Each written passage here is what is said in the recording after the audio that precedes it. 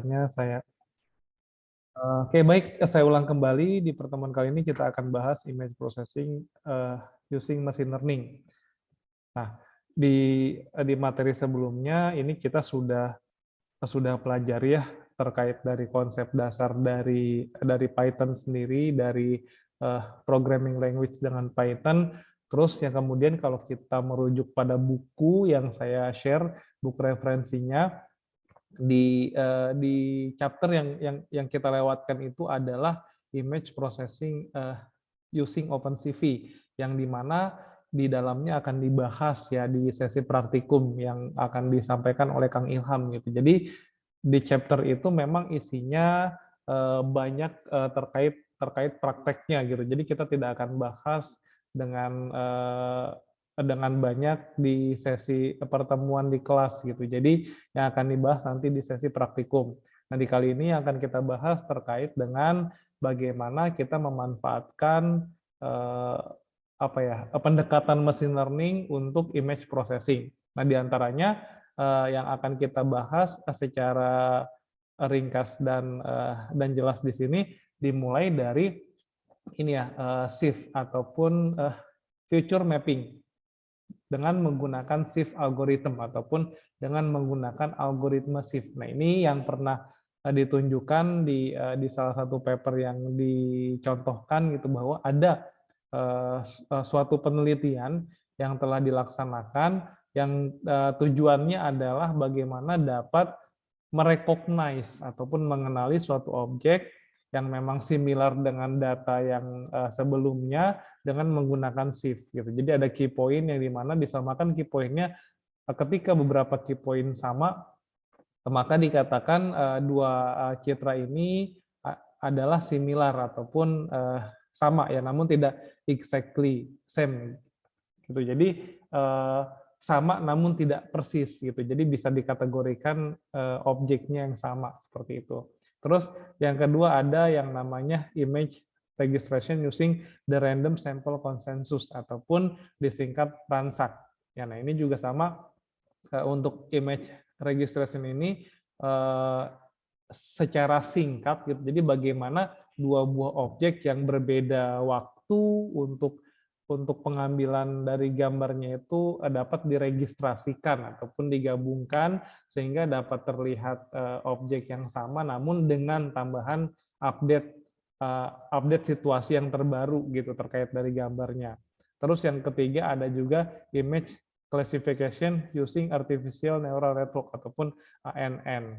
Yang keempat ada image classification using CNN, dan yang terakhir ada image classification using machine learning ataupun dengan pendekatan lainnya. Nah, namun yang akan kita bahas di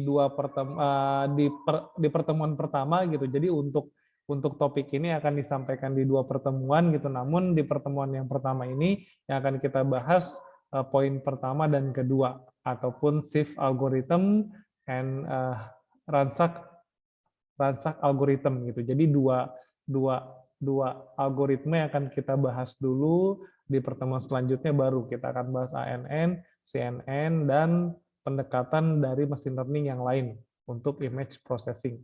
Seperti itu ya. Nah, yang pertama adalah fitur mapping dengan menggunakan shift algorithm. Nah, ini yang bisa kita lihat itu sama-sama. Oke, yang pertama adalah dikatakan we have two image. One image is of a bench in a park gitu. Jadi kalau diartikan secara sederhana ataupun langsung, ini misalkan gitu kita memiliki dua buah citra ya, dua buah citra. Untuk citra pertama adalah citra tempat duduk ataupun bangku ataupun bench di sebuah taman gitu, taman terbuka gitu ataupun public service ataupun di area publik gitu ya. Nah, untuk citra yang kedua adalah taman itu sendiri, pekarangan ataupun area publik itu sendiri yang di dalamnya terdapat bangku yang dimana bangkunya adalah bangku pada citra pertama gitu. Jadi kalau kita lihat di gambar pertama adalah bangkunya saja, yang bisa jadi di crop ya ataupun gambar kecil ataupun benar full dari bangku. Nah, yang di citra kedua ada bangku, namun scope dari image-nya adalah si taman tadi, si area terbuka tadi gitu. Jadi ingin berusaha akan melakukan cek apakah dua buah citra ini similar gitu, apakah objek yang ada di dalam citra kedua ini sama dengan objek pertama ataupun tidak, seperti itu ya. Nah, di poin kedua dikatakan ini kita dapat menuliskan beberapa baris kode ya ataupun kode yang dapat membantu untuk mencari bench ataupun bangku tersebut gitu di citra taman gitu. Nah, yang poin ketiga ini kita mungkin berpikir oh mudah gitu. Untuk cara tersebut memang mudah gitu ataupun bisa dikerjakan dengan mudah gitu. Namun bagaimana kalau kita kaitkan dengan sesuatu hal yang kompleks? Nah, misalkan di zoom in ataupun zoom out ya diperbesar, baik itu citra kedua ataupun yang pertama, atau dilakukan transformasi ataupun rotasi ya dengan derajat tertentu. Nah, bagaimana bisa mencari itu gitu? Karena kan kalau kita pakai cara deteksi tepi, jika gambarnya ditransformasi kan akan lumayan menyulitkan gitu. Nah, jawaban dari permasalahan itu adalah dengan menggunakan scale invariant feature transform ataupun SIF algorithm gitu. Jadi mau citranya di zoom in zoom out seberapa besar dan seberapa banyak, mau dia dilakukan berbagai rotasi dengan derajat tertentu, ini tidak akan berpengaruh karena kita menggunakan yang namanya SIF algorithm seperti itu. Nah, seperti nama yang digunakan, scale invariant feature transform. Nah, jadi domain ataupun kekuatan utama pada algoritma ini adalah skala invarian gitu. Jadi dapat kita artikan bahwa tidak masalah gitu ketika kita akan melakukan perbesar gambar baik itu zoom in ataupun zoom out gitu pada suatu image. Nah, kita akan tetap bisa untuk mencari persamaannya dari kedua buah citra tersebut gitu. Nah, untuk fitur lainnya pada SIF algorithm ini yaitu adalah rotation invariant gitu. Makanya di namanya di belakangnya ada namanya fitur transform gitu ataupun SIF tadi juga dapat memenuhi kebutuhan bagaimana untuk mengenali ataupun untuk mendeteksi similarities dari suatu citra yang dimana salah satu ataupun kedua citra tersebut dilakukan rotasi. Ya, jadi dua kemampuannya yaitu scale invariant dan juga yang kedua adalah rotation invariant. Seperti itu. Nah, ini tanpa kita memperdulikan berapa derajat yang dirotasi, algoritma ini akan tetap bekerja dengan baik gitu walaupun dirotasi 60 derajat ke kanan, 90 derajat ke kiri ataupun 180 derajat dan sebagainya tidak akan mempengaruhi dari kinerja SIF algorithm ini. Seperti itu. Nah, satu-satunya masalah yang terjadi pada SIF algorithm ini adalah paten. Nah, ini pernah dengar kan mungkin paten ya gitu. Jadi saat ada suatu metode, suatu alat, suatu karya cipta, suatu produk, suatu prototipe yang dimana dihasilkan dengan nilai kebaruan dan nilai originality yang memang unik gitu, maka bisa didaftarkan untuk paten gitu. Jadi ketika ada orang menggunakan dengan tanpa izin ya, nah kan ini kan untuk izin ini kan ini ya bisa ditafsirkan berbagai macam gitu, bisa jadi cukup diizinkan ataupun mau pakai harus bayar dan sebagainya. Nah, contoh saat kita akan membeli sebuah mobil gitu. Nah, mobil ini dari mulai part terkecilnya misalkan mur ataupun baut ataupun yang lainnya sampai ke part yang paling besar ada setir, ada dashboard, ada jok dan sebagainya, semuanya memiliki paten. Kayak gitu. Jadi per part itu memiliki paten. Artinya ketika Toyota ingin merakit sebuah mobil dan dia menggunakan part gitu dari pabrikan lain, itu harus bayar hak patennya. Gitu. Itu untuk seluruh part, kecuali memang yang patennya dipegang sendiri oleh Toyota gitu. Jadi tidak serta-merta satu buah mobil itu memang semuanya punya Toyota gitu. Nah, tapi kalau kita lihat dalamnya, misalkan dari segi audionya pasti dia pakai yang lain. Terus juga kalau bautnya gitu, bautnya memang bikin sendiri, tapi tekniknya, metodenya ataupun desainnya itu telah dipatenkan oleh orang lain gitu, maka harus bayar juga hak patennya. Makanya kenapa kendaraan baik itu mobil, motor dan sebagainya harganya mahal, karena memang dari segi hak patennya juga mahal gitu, makanya seperti itu. Nah, sama halnya dengan shift algorithm ini. Ya, jadi satu-satunya masalah untuk kegiatan dari future mapping ini adalah algoritma shift ini adalah telah memiliki paten gitu. Jadi kalau untuk tujuan belajar kita nggak masalah pakai. Nah, namun ketika akan membuat suatu produk yang komersial, nah ini akan kena dampak gitu ketika kita menggunakan dari algoritma shift ini, namun tidak memiliki izin gitu dari penciptanya. Memang gitu kalau suatu aplikasi kan tidak tidak bisa langsung diketahui. Oh, ini saya lihat ada aplikasi untuk objek detection gitu. Namun tidak bisa langsung tahu gitu apakah dia pakai Shift, CNN ataupun yang lainnya.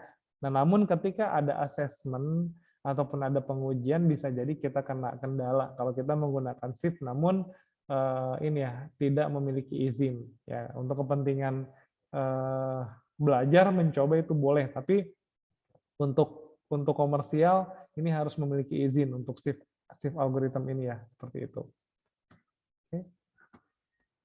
Sorry ke ini ke stop share screen-nya, saya share kembali. Ya, sebentar. Oke. Baik. Oke. Nah, yang selanjutnya adalah beberapa fitur yang disediakan oleh shift algoritma shift ini dia akan mencoba untuk melakukan proses gitu dari mulai scale ya, ada zoom in or zoom out image, terus juga bisa juga melakukan yang namanya rotation, yang nomor 3 adalah dengan teknik iluminasi, yang keempat ada perspektif gitu. Jadi berbagai macam citra yang memang memiliki kondisi tertentu, misalkan dari segi skala, rotasi, dari segi iluminasi ataupun perspektif, ini dapat dapat dihitung similarity-nya ataupun dapat ditentukan apakah similar ataupun tidak dengan menggunakan shift algorithm gitu.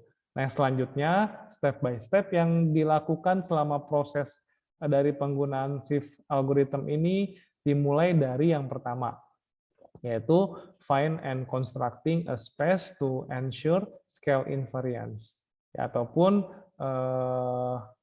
berusaha mencari dan membuat sebuah ruang konstruksi untuk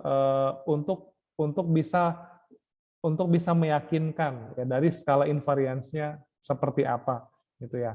Terus yang poin kedua adalah mencari perbedaan dengan menggunakan teknik Gaussian antara dua citra tersebut. Oke. Yang ketiga adalah mencari important points untuk membuat suatu perbandingan yang efisien. Yang keempat ada yang keempat itu nilai dari tahap ketiga itu dilakukan orientasi untuk untuk bagaimana kita bisa mendapatkan important points tadi gitu. Dan yang terakhir adalah mengidentifikasi key fitur yang unik gitu. Jadi sampai di tahap kelima ini kita memiliki key fitur yang dikatakan unik, dan ketika ada citra baru yang akan dinilai similarity-nya, maka akan ini ya, akan bisa menentukan dengan tepat seperti itu. Oke. Nah, di step 1 dan 2 ini adalah space construction dan difference between the Gaussian. Nah, di step pertama ini dikatakan ini kita mendapatkan ataupun kita mengambil sebuah citra yang ini ya, yang dikatakan ini citra yang asli ataupun dia adalah citra original ya. Dan dilakukan teknik dengan teknik di blur ya, teknik di blur dengan teknik Gaussian seperti itu. Jadi dua buah citra, yang satu adalah citra asli, yang kedua adalah citra pertama dilakukan blur dengan teknik Gaussian. Nah, selanjutnya ini kita bisa melakukan penghapusan terhadap beberapa unimportant points seperti itu, dan dilakukan kembali untuk melakukan penghapusan juga untuk noise yang terdapat pada citra gitu. Jadi di blur gitu sehingga bisa menunjukkan beberapa noise dan unimportant point gitu, kemudian dihapus seperti itu. Nah, saat tahap tadi selesai, ini kita dapat melakukan resize terhadap image itu dan melakukan proses tadi secara berulang-ulang gitu. Jadi sampai si unimportant points-nya sudah tidak ada, terus juga untuk noise-nya sudah dikatakan minimal ya gitu. Kalau hilang 100% mungkin tidak bisa, namun bisa dikatakan minimal ya, seperti itu. Nah, selanjutnya kita masuk ke tahap kedua. Seperti itu. Nah, di tahap kedua ini yang dilakukan adalah kita mengambil citra yang telah dilakukan proses pada tahap pertama tadi, dan kita selanjutnya mencari difference between their values gitu. Artinya yang perlu kita lakukan di tahap kedua adalah mencari perbedaan dari dua nilai tersebut gitu. Jadi dari dua citra tersebut dicari nilai perbedaannya. Nah, di tahap ini yang dinamakan image scale invariant seperti itu ya. Tahap kedua ini adalah tadi untuk mencari difference between the Gaussian gitu, dengan teknik Gaussian ya. Seperti itu. Oke. Nah, selanjutnya kita masuk ke tahap ketiga ataupun step 3. Nah, di sini dikatakan untuk step 3 ini adalah important points. Nah,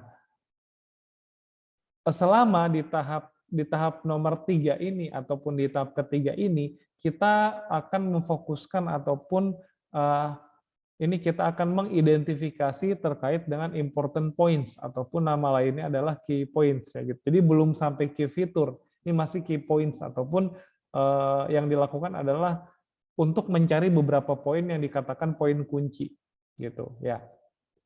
Nah, di poin kedua ini dikatakan the difference between the Gaussian image that we found in step 3 ataupun perbedaan nilai pada Gaussian image tadi yang telah kita temukan di tahap ketiga ini digunakan untuk menentukan yang namanya the local maxima and minima gitu ya.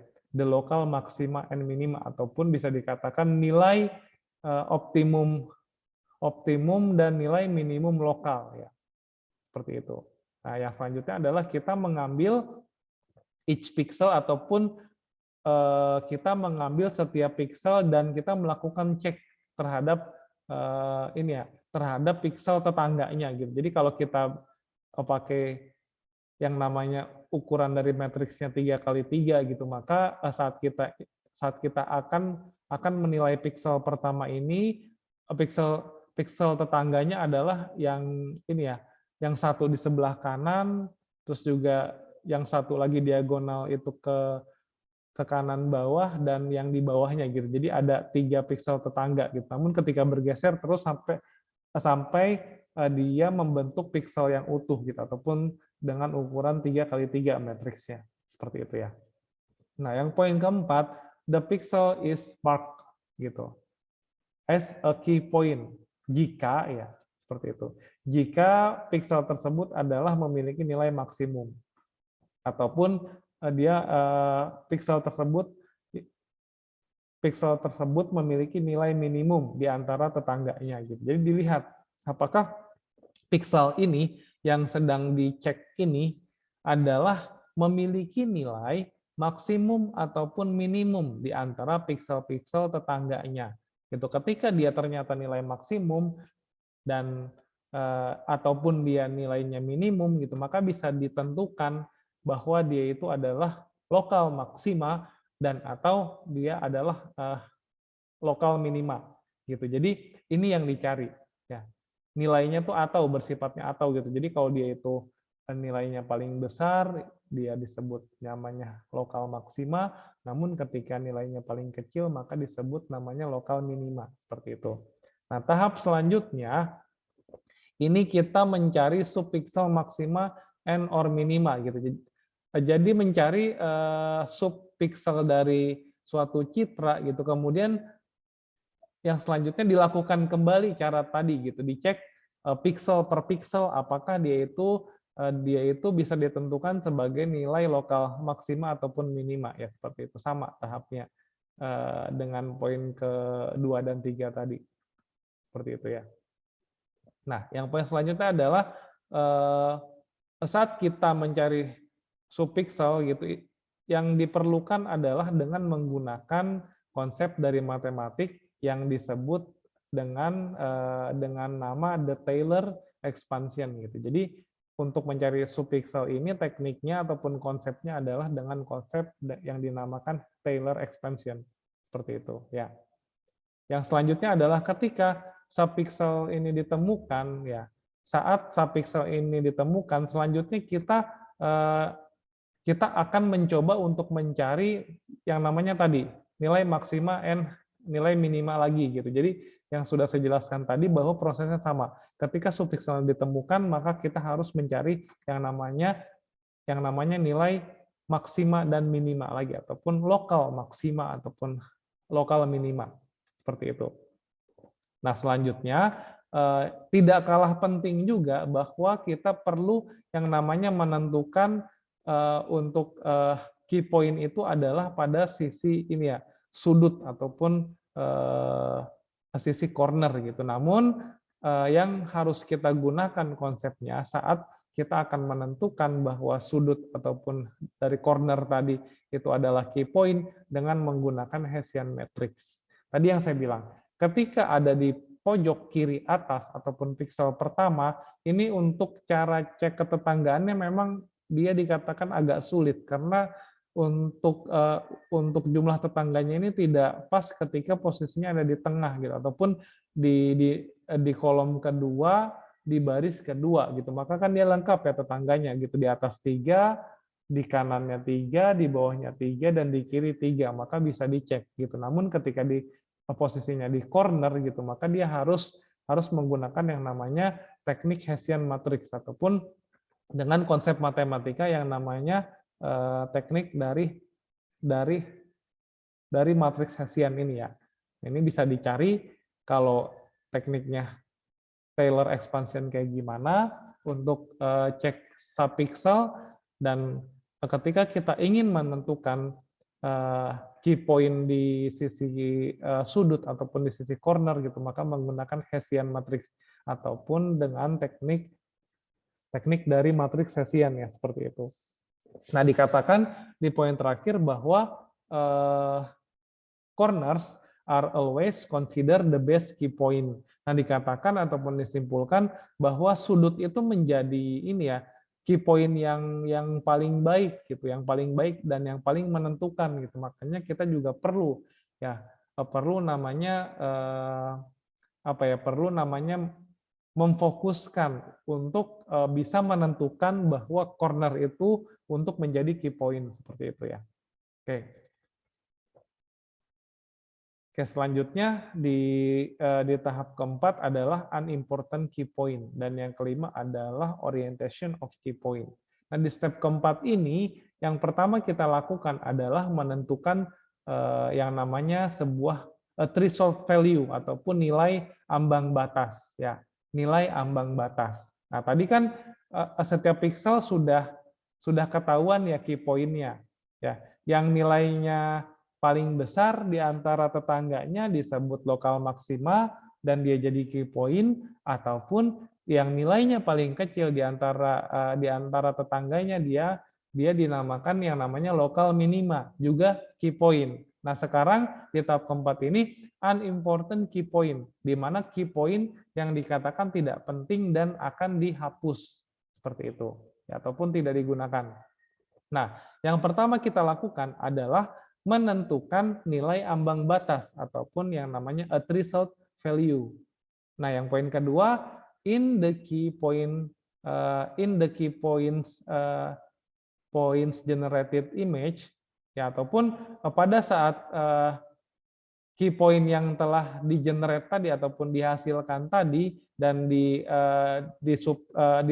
subpixel juga, yang selanjutnya adalah kita perlu yang namanya melakukan cek the pixel intensity ataupun nilai intensitas pixelnya dengan menggunakan nilai ambang batas. Seperti itu.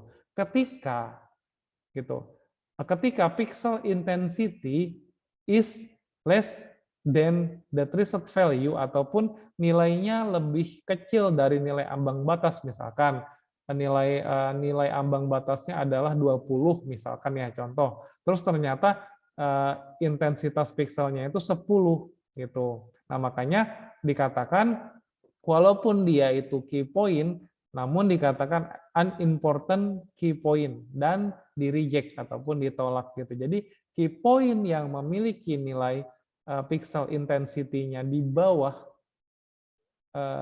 nilai dari threshold value tadi, maka dikatakan unimportant key point and reject it. Seperti itu ya. Ini tahap keempat. Ya, tahap kelima yang selanjutnya adalah orientasi of key point. Di sini dikatakan kita mencari the direction of gradient and the magnitude gitu. Nah, jadi di tahap ketiga ini mencari nilai magnitude dan direction-nya. Ya, sehingga dua nilai tadi ketika sudah dicari maka dapat menentukan yang namanya proses kalkulasi untuk menentukan key fitur yang unik. Seperti itu. Jadi tahap kelima ini dikatakan penting, ya, penting dengan menggunakan yang namanya mencari nilai direction of gradient and the magnitude. Gitu. Jadi dua nilai itu diperlukan untuk menentukan yang mana yang menjadi key fitur. Nah, ini untuk terhadap setiap key point dan tetangganya. Nah, terus yang selanjutnya, nah maka kita dapat melihat the most prevalent orientation around the key point and assign the same to it gitu. This makes the image scale invariant.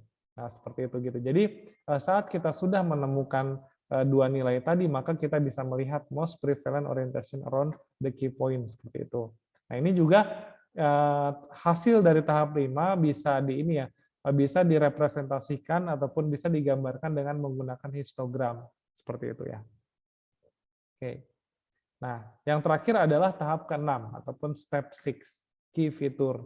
Nah, di poin pertama dikatakan to make the key point unique, we extract key feature from them. Yang poin kedua also we make sure that while comparing this key point with the second image, they should not look exactly similar, but almost similar. Nah, dikatakan ketika tahap 5 dan tahap 6 sudah dilakukan, maka kita dapat dapat menjustifikasi ataupun dapat menyimpulkan bahwa dua buah image ini memang dikatakan sama gitu ya, dikatakan sama namun tidak sama persis gitu. Mungkin dua citra ini dia diambil dalam kondisi tertentu gitu. Jadi di citra pertama itu si bangkunya itu kosong ya, di taman gitu, namun bangkunya kosong. Nah, di citra kedua ini dia di taman dan sudah agak rusak bangkunya, namun sedang diduduki oleh orang gitu. Jadi tidak dikatakan sama persis, namun bisa dikatakan sama gitu ya. Nah, di sini juga sudah saya sediakan untuk contohnya di alamat web tersebut gitu. Jadi bisa kita lihat step by step itu prosesnya gimana sih, baik di segi hands on di Python-nya ataupun diproses dengan menghitungnya. Nah, di sini sudah ada ya seperti itu untuk contohnya. Baik. Sampai di sini silakan kalau ada yang mau ditanyakan untuk shift ini gitu. Jadi kalau saya bilang cukup menarik gitu. Jadi selama si citra pertama dan yang dua tadi kita sudah bisa menentukan dan bisa menyimpulkan yang mana saja key fitur gitu. Ketika ada citra yang sama dan akan diprediksi apakah ini dikatakan sama atau tidak, ini prosesnya tidak akan lama gitu, karena dia akan mencari gitu yang mana yang cocok dengan key fiturnya. Nah, namun ketika sudah cocok maka dikatakan bahwa citra ini sama gitu ya. Seperti itu. Jadi ketika kita punya suatu objek misalkan ini kita akan mengumpulkan sampah elektronik gitu kan, banyak ya macamnya gitu, ada motherboard, ada RAM dan sebagainya, ada handphone dan sebagainya. Ketika kita sudah memahami bagaimana cara kerja shift ini, maka akan mudah gitu. Seperti itu. Tinggal bagaimana kita mencari key point dan key fitur yang unik gitu. Maka ketika ada objek baru yang memang datang ingin dicek ini namanya apa dan ini dia beratnya berapa, harganya berapa, dan berbagai informasi yang ingin diketahui. Ketika memang beberapa fitur pada citra yang ingin dicek tadi memang sama dengan key fitur yang sudah ditemukan tadi, maka dikatakan bahwa citra tersebut sama ya, namun tidak sama persis. Seperti itu ya. Oke. Baik, silakan. Sebelum kita masuk ke yang selanjutnya, ransak. Ini ya. Ini materi kedua yang disampaikan adalah ransak. Atau bisa dibilang prosesnya adalah image registration dengan menggunakan ransak algorithm.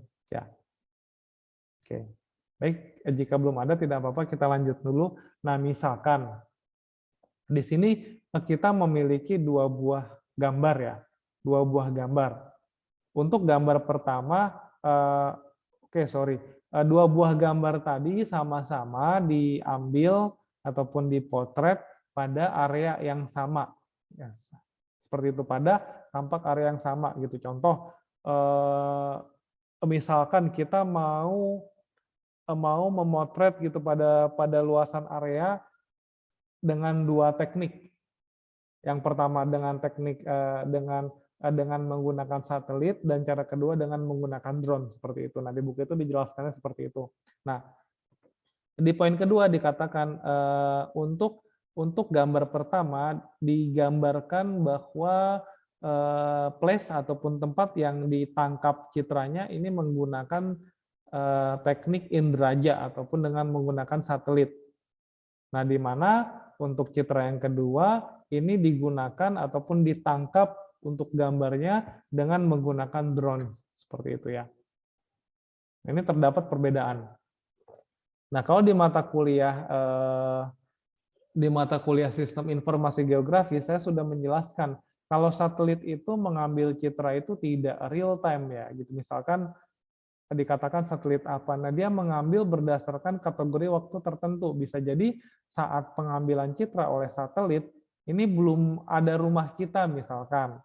Nah, sedangkan di 10 hari kemudian rumah kita baru selesai dibangun. Nah, maka ketika kita cek citra dari satelit tidak akan menemukan itu di mana letaknya rumah kita, maka terdapat dua perbedaan citra. Nah, itulah fungsi dari image registration. Seperti itu. Jadi, ketika ada citra pertama dan kedua, ini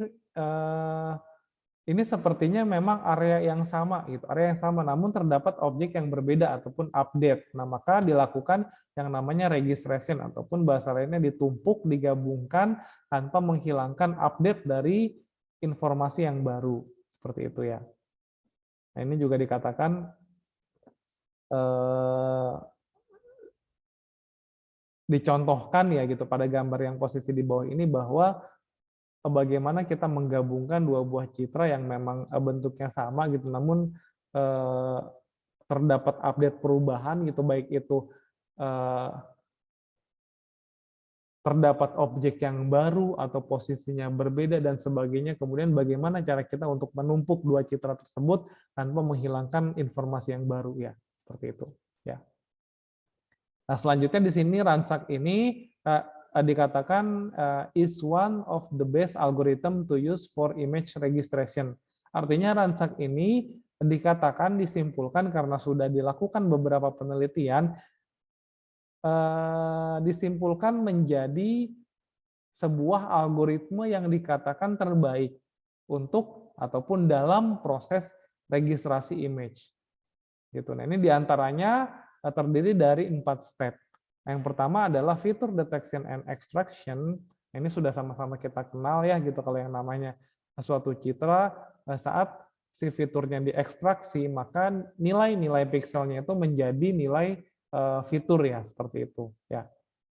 Yang kedua adalah fitur matching, yang poin ketiga adalah transformation function fitting, dan yang keempat adalah image transformation and image resampling gitu. Jadi artinya saat citra tadi sudah diekstraksi fiturnya kan ketahuan ya, di pixel ini nilainya ini misalkan 40 dengan intensitas tertentu. Ternyata sama ya gitu, sama dengan fitur keberapa gitu pada citra pertama ataupun kedua. Nah, maka dikatakan dia sudah dapat mengenali polanya gitu, mana saja fitur yang bisa digabungkan ataupun ditumpuk seperti itu. Nah, sama halnya dengan ini. Nah, ini kan dua posisi yang berbeda ya. Di gambar pertama dia seperti ini bentuknya, namun ketika diekstraksi fitur, nah ini misalkan dipotong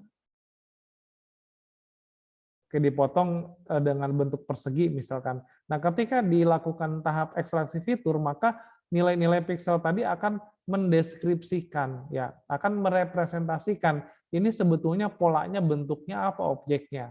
Oh, ternyata di fitur ke-11 misalkan dia nilainya ini, terus di fitur ke-20 dia nilainya ini. Nah, maka nilai-nilai yang sama tadi akan dipetakan kembali dengan citra yang memang memiliki nilai yang sama gitu, sehingga bisa terjadi dua buah citra tadi digabungkan dengan menumpuk seperti ini ya, seperti itu. Oke. Dan yang poin selanjutnya adalah ransak, bahwa ransak ini juga digunakan pada step ketiga ya gitu.